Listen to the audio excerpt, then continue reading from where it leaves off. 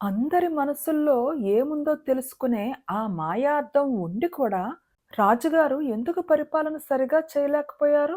అంతేకాదు తనకు ఉపయోగపడకపోతే తన కొడుక్కు ఉపయోగించకుండా తనే తన చేతులతో స్వయంగా అద్దాన్ని పగలగొట్టడం కూడా ఎందుకు? అపూర్వమైన మాయా అద్దం ఉండి కూడా ప్రజలందరి దృష్టిలో తను పిచ్చివాడిగా ఎందుకు నిర్ణయించబడ్డాడు? ఆశ్చర్యంగా ఉంది కదూ! అయితే కథలోకి వెళదాం.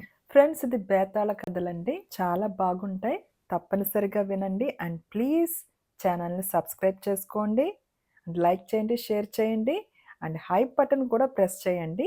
హలో ఫ్రెండ్స్, భారతి చెప్పే కథలకు స్వాగతం అండి. ఈ కథ పేరు మాయా అద్దం. వజ్రగిరి రాజు అమరదీపుడికి ఆదర్శ ప్రభువులాగా రాజ్యం చేసి అఖండ కీర్తి తెచ్చుకోవాలన్న ఆశ అయితే ఉండేది, కానీ అందుకు తగిన సామర్థ్యం కానీ శక్తియుక్తులు కానీ లేవు.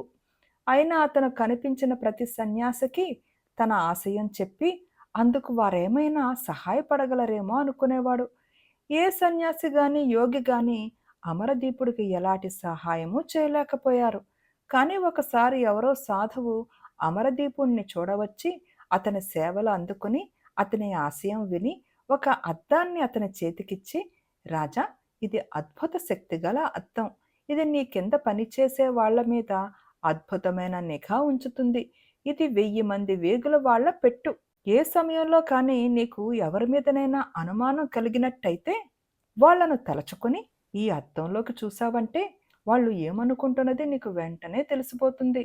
ఈ అద్దం సహాయంతో నువ్వు నీకు కొలువు చేసేవారి అందరి మనస్తత్వాలు తెలుసుకుని ఆదర్శప్రాయంగా రాజ్యం చేయవచ్చు అన్నాడు. ఈ అద్దం సహాయంతో తాను ఆదర్శప్రాయుడైన రాజుగా చరిత్ర ప్రసిద్ధి సంపాదించవచ్చు అనుకున్నాడు అమరదీపుడు. ఆ అద్దాన్ని ఎవరి కంటా పడకుండా ఒక చోట దాచి దాని మీద పూర్తిగా ఆధారపడి రాజ్యం చేయసాగాడు. ఇప్పుడు అతడు తన బుద్ధిని ఉపయోగించడం మానేశాడు.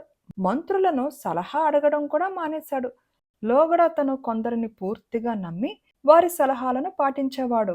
కానీ ఇప్పుడు అతను ఎవరిని గుడ్డిగా నమ్మనవసరం లేదు. అందరి ఆలోచనలు అద్దం బయట పెడుతుంది. మంత్రులకు రాజుగారి ప్రవర్తనలో మార్పు కనబడింది, కానీ అందుకు కారణం తెలియలేదు.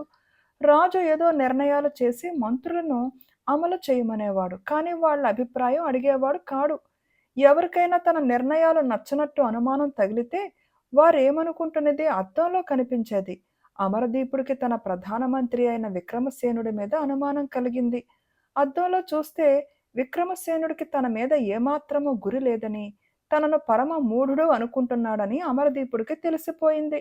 వెంటనే అతను నేరారోపణ, విచారణ లాంటివి ఏమీ లేకుండా తన ప్రధానమంత్రిని కారాగృహంలో పెట్టించాడు. ఇది జరిగినాక సహజంగా రాజుగారి ఉద్యోగులలో చాలా మందికి రాజుగారి వివేకం గురించి అనుమానం తల ఎత్తింది. అందరూ రాజుగారి అనుమానానికి పాత్రులయ్యారు. అందరి ఆలోచనలు అద్దం చూపింది. రాజు అందరినీ చెరసాలలో పెట్టించాడు. ఈ పాటికి దేశంలో చాలా కలకలం ప్రారంభమయ్యింది. ప్రజలలో శాంతి నెలకొల్పే భారాన్ని సేనాపతికి అప్పగించాలనుకుని అమరదీపుడు ఎందుకైనా మంచిదని అతన్ని గురించి అద్దం ఏమంటుందో అని చూశాడు. రాజుకు మతి పోయినట్టయింది. సేనాపతి పొరుగురాజుతో చేతులు కలిపి అమరదీపుణ్ణి రాజ్యభ్రష్టుణ్ణి చేస్తే ఎలా ఉంటుందని ఆలోచిస్తున్నాడు. మరుక్షణం సేనాపతి కూడా చెరసాలలో ప్రవేశించాడు. వజ్రగిరి ప్రజలకు ఇంక ఎలాంటి సందేహము మిగలలేదు. వాళ్ళు తమ రాజుకు పూర్తిగా మతిపోయిందనుకున్నారు. రాజుగారికి మతి చెడిందని, అతను రాజ్య పరిపాలనకు పనికి రాడని ప్రజలు గట్టిగానే అనసాగారు. అమరదీపుడికి ఏం చెయ్యాలో పాలుపోక తన కొడుకు సలహా తీసుకుందాం అనుకున్నాడు. వాడి ఆలోచనలు అద్దంలో స్పష్టంగా తెలిసాయి. తన తండ్రిని ఎవరి చేతనైనా హత్య చేయించటమా, తానే చెరలో పెట్టించి రాజ్యాభిషేకం చేసుకోవటమా, ఏది మేలని కాంతిదీపుడు తీవ్రంగా ఆలోచిస్తున్నాడు. తన కొడుకులో అలాంటి ఆలోచనలు రేపిన తాను ప్రజలను ఆదర్శ ప్రభువులాగా పరిపాలించడం కలలో వార్త. అమరదీపుడు తన కొడుకును పిలిచి, నాయనా, నాకు రాజ్యం చెయ్యాలని లేదు. రేపు నీకు పట్టాభిషేకం చేసి నేను అడవులకు పోయి తపస్సు చేసుకుంటాను అని చెప్పి ఆ రోజే తాను లోగడ కారాగృహంలో పెట్టిన ఉద్యోగులనందరినీ చెరవిడిపించాడు. మర్నాడు కాంతిదీపుడు రాజయ్యాడు. అమరదీపుడు మాయా అద్దాన్ని బద్దలు కొట్టి కాషాయ వస్త్రాలు ధరించి తపస్సు చేసుకునేటందుకు అడవులకు వెళ్ళిపోయాడు. ఈ పరిణామం చూసి వజ్రగిరిలో సంతోషించని వారు లేరు. బేతాళుడు ఈ కథ చెప్పి, రాజా, అంత అపూర్వమైన అద్దం అమరదీపుడికి ఎందుకు ఉపయోగపడకుండా పోయింది? అది రాజులోపమా, అద్దం లోపమా? తనకు ఉపయోగపడని అద్దం తన కొడుకుకైనా ఉపయోగపడుతుందేమో చూడకుండా రాజు తపస్సు చేసుకోబోతూ ఎందుకు పగలగొట్టాడు? తన కొడుకు దాని సహాయంతో ఆదర్శ ప్రభువులా రాజ్యం చేస్తాడేమో అన్న అసూయతోనా? ఈ అనుమానాలకు సమాధానాలు తెలిసి కూడా చెప్పకపోయావో నీ తల పగిలిపోతుందని అన్నాడు. దానికి విక్రమార్కుడు, ఆ అద్దంలో ఏ అద్భుత శక్తి ఉన్నప్పటికీ ఆదర్శప్రాయంగా రాజ్యపాలన చేసేటట్టు తోడ్పడే శక్తి మాత్రం లేదు. అది మనుషుల ఆలోచనలను తెలుపుతుంది. రాజు తనకు ఎవరి మీదనైనా అనుమానం కలిగినప్పుడే అద్దంలో వారి ఆలోచనలు చూస్తాడు. సహజంగా అవి రాజుకు వ్యతిరేకంగానే ఉంటాయి. ఏ కారణమూ లేక రాజు ఎవరినీ శంకించడు కదా. పోతే మామూలు సమయాలలో రాజోద్యోగులు తమ సొంత సమస్యల గురించి ఆలోచిస్తారు గాని రాజుగారికి పరిపాలనలో ఎట్లా సహాయపడటము అని ఆలోచించరు.